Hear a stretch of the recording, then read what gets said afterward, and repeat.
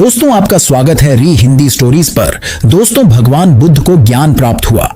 जब लोगों को पता चला कि बुद्ध को ज्ञान प्राप्त हुआ है तो लोग यह जानना चाहते थे कि बुद्ध को क्या ज्ञान प्राप्त हुआ है, उन्होंने क्या नया जाना। इसलिए क्योंकि संसार में पहले से ही ज्ञान का भंडार भरा पड़ा है और जिस ज्ञान को सब जानते हैं, उससे अलग बुद्ध ने क्या नया जाना। एक दिन बुद्ध के पास एक व्यक्ति आया और उसने बुद्ध से कहा, हे बुद्ध, मैं एक ज्ञानी व्यक्ति हूं। मैंने सभी शास्त्रों का गहन अध्ययन किया है। मैंने वेद पुराणों का अध्ययन किया है। मैंने गहन चिंतन मनन किया है। मैंने सुना है कि आपको भी ज्ञान की प्राप्ति हुई है। मैं ये जानने आया हूं कि आपको क्या प्राप्त हुआ है। वह कौन सा ज्ञान है जिससे अब तक हम सब अनजान थे।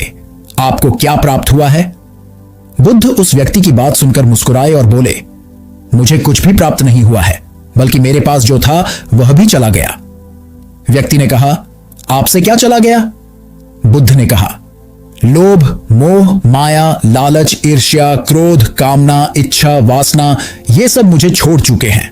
वह व्यक्ति बोला, फिर आपने क्या पाया? बुद्ध ने कहा, कुछ भी नहीं।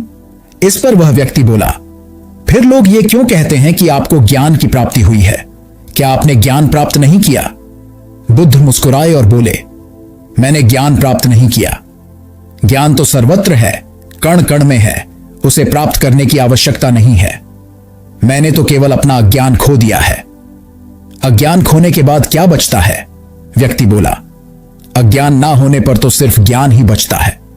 बुद्ध ने कहा, जब ज्ञान और अज्ञान दोनों ही ना बचे तब क्या बचेगा? वह व्यक्ति बुद्ध के चरणों में गिर पड़ा और बोला, हे बुद्ध, इस स्थिति के बारे में तो मैंने कभी विचार ही नहीं किया। बुद्ध कहते हैं, मेरे पास जो कुछ भी था मैंने सब खो दिया। सब छूट जाने के बाद मुझे पता चला कि जिन चीजों से मैं प्रेम कर रहा था, जिन चीजों को मैं पाना चाहता था, वह सत्य ही नहीं थी। फिर वह सत्य क्या था जिसे बुद्ध ने प्राप्त किया? बुद्ध कहते हैं कि मैंने सब कुछ खो दिया, तब मुझे ज्ञान दिखाई पड़ा। लेकिन इसके विपरीत हम सब कुछ पाना चाहते हैं। बुद्ध खोने की बात करते हैं और हम पाने की बात करते हैं। हम ध्यान करते हैं ज्ञान प्राप्ति के लिए, लेकिन क्या हम स्वयं को अज्ञानी मानने के लिए तैयार हैं? क्योंकि जो ज्ञानी है उसे ज्ञान प्राप्त करने की क्या जरूरत है, क्योंकि वह तो पहले से ही ज्ञानी है। और एक समस्या यह भी है कि हम अपने आप को ज्ञानी मानते हैं और ज्ञान भी प्राप्त करना चाहते हैं। भला यह कैसे संभव है?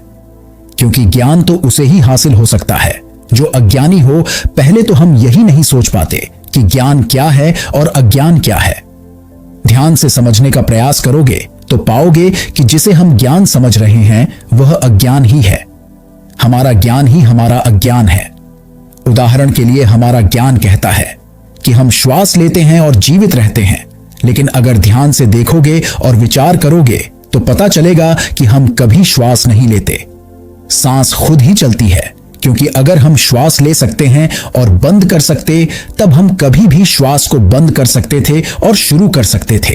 फिर कोई भी व्यक्ति मुर्दा ना होता। अगर मुर्दा होता तो मुर्दे भी सांस ले रहे होते।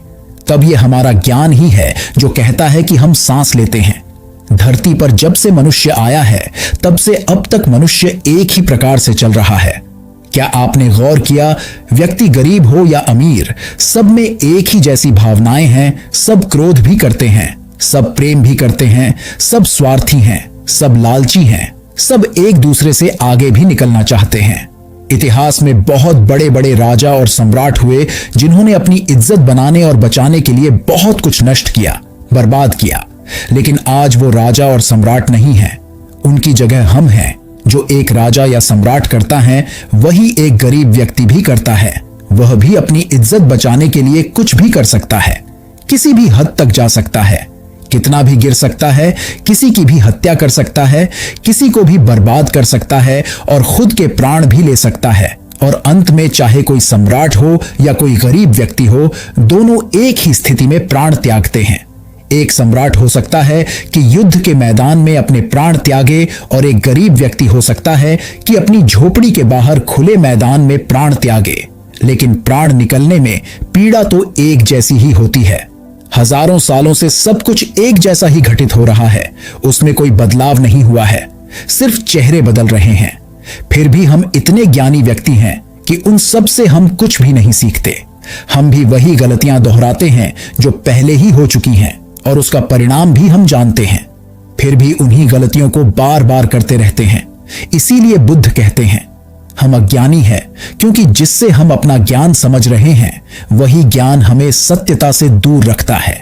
बुद्ध जिस सत्य की बात करते हैं, उन्हें जो सत्य प्राप्त हुआ या जो सत्य होता है वह ब्रह्मांडीय होता है। वह हर जगह, हर समय, हर स्थिति पर एक जैसा ही होता है, उसमें कोई बदलाव नहीं होता है। लेकिन हमारा जो ज्ञान है, हमारा जो सत्य है, वह परिस्थिति, समय और स्थान के बदलने पर बदल जाता है। एक सत्य जो भारत में सत्य है वो दूसरे देशों में असत्य हो जाता है। जैसे प्रेम और करुणा एक यूनिवर्सल सत्य है, ये हर जगह, हर स्थिति में एक जैसा ही होता है।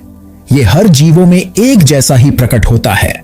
चाहे इंसान हो या जानवर, जैसे एक मां अपने बच्चे से प्रेम करती है, वैसा ही एक गाय अपने बछड़े से करती है। प्रेम जाति, धर्म और शारीरिक बनावट से परे है। इसीलिए बुद्ध प्रेम और करुणा की बात करते हैं। लेकिन बुद्ध जिस प्रेम और करुणा की बात करते हैं, हम उसे समझ नहीं पाते। प्रेम तो हम भी करते हैं, लेकिन क्या वास्तव में हम प्रेम करते हैं? एक पति कहता है मैं अपनी पत्नी से बहुत प्रेम करता हूं, लेकिन कुछ समय बाद वही पति अपनी पत्नी की हत्या कर देता है। अब यह कैसे संभव है कि जहां प्रेम था, अब उसकी जगह क्रोध ने ले ली, क्योंकि यहां प्रेम था ही नहीं, सिर्फ शारीरिक आकर्षण था। इसीलिए वह समय के साथ बदल गया। हम प्रेम या कोई भी व्यवहार कहां से सीखते हैं? यह हम अपने परिवार, आसपास के लोगों और समाज से ही सीखते हैं। हमारी बुद्धि हमारे विचारों से ही निर्मित होती है, लेकिन हमारे आसपास के माहौल से ऐसे विचार हमारे अंदर डाले जा रहे हैं जिससे हमारी बुद्धि और समझ का पतन होता जा रहा है, वही विकृत होती जा रही है। प्रेम एक स्वाभाविक प्रक्रिया है जो स्वयं प्रकृति की देन है और यह प्रकृति का एक हिस्सा भी है। प्रकृति हमसे प्रेम करती है, वह हमारा सभी प्रकार से ध्यान रखती है, लेकिन इसके बदले वह कभी हमसे कोई मांग नहीं करती, जबकि हम ही प्रकृति को नष्ट करने में लगे रहते हैं। यह वह प्रेम है जो हमारे अंदर भी होता है, लेकिन हम इसे भूल गए हैं। जिस प्रेम को हम जानते हैं और प्रेम समझते आ रहे हैं, वो बनावटी है, वह स्वार्थ पर टिका हुआ है। उसे हमने बाहर से, यानी अपने समाज और आसपास के लोगों से सीखा है। समाज में जैसा दिखाया जाता है, हम बिल्कुल वैसा ही करना चाहते हैं, वैसा ही बनना चाहते हैं। हम वैसा ही प्रेम भी करना चाहते हैं। हम हर चीज में समाज की नकल करना चाहते हैं। हम अच्छा दिखना चाहते हैं, लोग हमें देखें तो कहे कि देखो कितना प्रेम है इनमें। वास्तव में जो सत्य है वह बहुत दूर नहीं है, बिल्कुल हमारे नजदीक ही है, वो हमारे ही अंदर है। हमने अपनी आंखों में पट्टी बांध रखी है, दिखावे की पट्टी, समाज की नकल करने की पट्टी। इसीलिए हम अपने अंदर के सत्य को देखना ही नहीं चाहते, या ये कहो कि हम इतने व्यस्त हैं कि हमें ये सोचने का समय ही नहीं है कि हम रोज जो कर रहे हैं उससे हटकर कुछ और भी किया जा सकता है। अपनी सामाजिक बुद्धि को छोड़ दे, जो समाज ने सिखाया है उसे कुछ समय के लिए भूल जाए और स्वयं को समझे, खुद को जानने का प्रयास करे। आपके सबसे करीब आप खुद ही है। आपसे ज्यादा आपके करीब और कोई हो ही नहीं सकता। दूसरे किसी भी व्यक्ति से ज्यादा आप स्वयं को बेहतर जानते हैं। देखें कि आप क्या जानते हैं।